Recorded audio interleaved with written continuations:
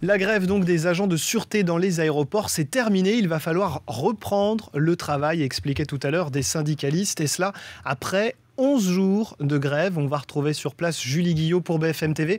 Julie, un mot, l'amertume. Et oui, cette fin de conflit se termine avec vraiment un goût amer pour les agents de sûreté, car en effet, ils réclamaient une augmentation de 200 € par mois, mais le patronat est resté inflexible. Ils devront donc se contenter d'une prime annuelle de 1 000 €. Les 4 syndicats qui ont signé cet accord ne s'en cachent pas. Ils ont fini par céder, car beaucoup de salariés étaient littéralement à bout de nerfs après 11 jours de grève. Écoutez les précisions d'Éric Biraud, un représentant du syndicat UNSA, interrogé avec Mathilde Etienne. De toute évidence, ils ont fait traîner les négos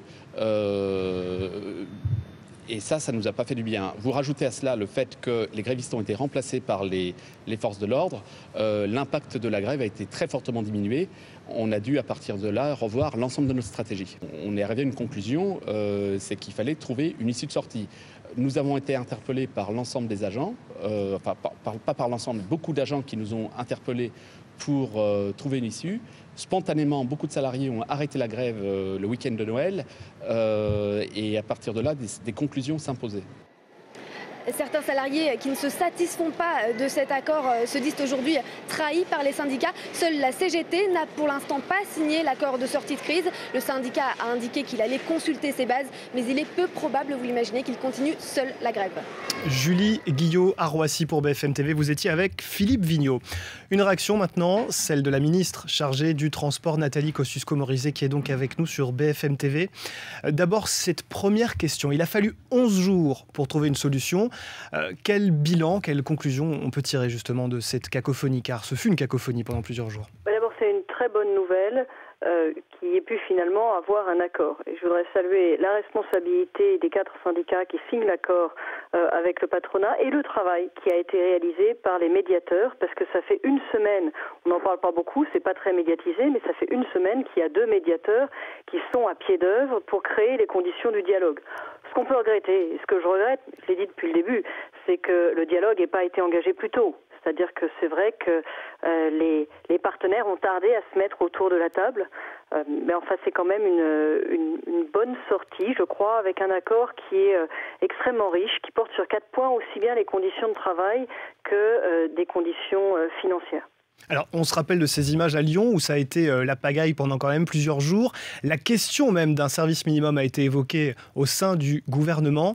Là encore, quel bilan tirer? Qu'est-ce qui va changer?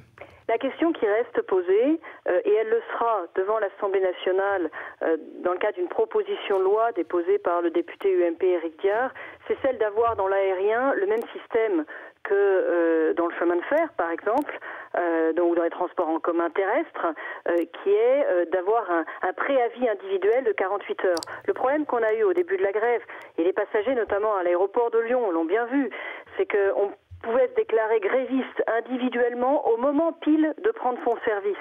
C'est impossible dans ces conditions de s'organiser, et du côté des entreprises de transport et du côté des passagers. Et c'est vrai que c'est pas du tout la même chose de savoir 24 ou 48 heures à l'avance que son avion risque de ne pas partir, ou de le découvrir en arrivant dans l'aéroport. Mais je tire aussi un autre enseignement de tous ces événements, c'est que contrairement à ce qu'ont voulu faire croire et ce qu'on dit avec beaucoup d'excès certaines personnalités de gauche, le gouvernement n'est pas sorti de son rôle, n'a pas joué les briseurs de grève. Au contraire, il a réussi à la fois à rester dans son rôle de médiateur, à préserver les termes du conflit social, tout en s'assurant que les passagers et les Français ne fassent pas les frais d'un conflit social auquel ils étaient étrangers. Bref, on a réussi à la fois à préserver les vacances des Français et en même temps à maintenir le dialogue et les négociations qui aujourd'hui permettent d'arriver à cet accord.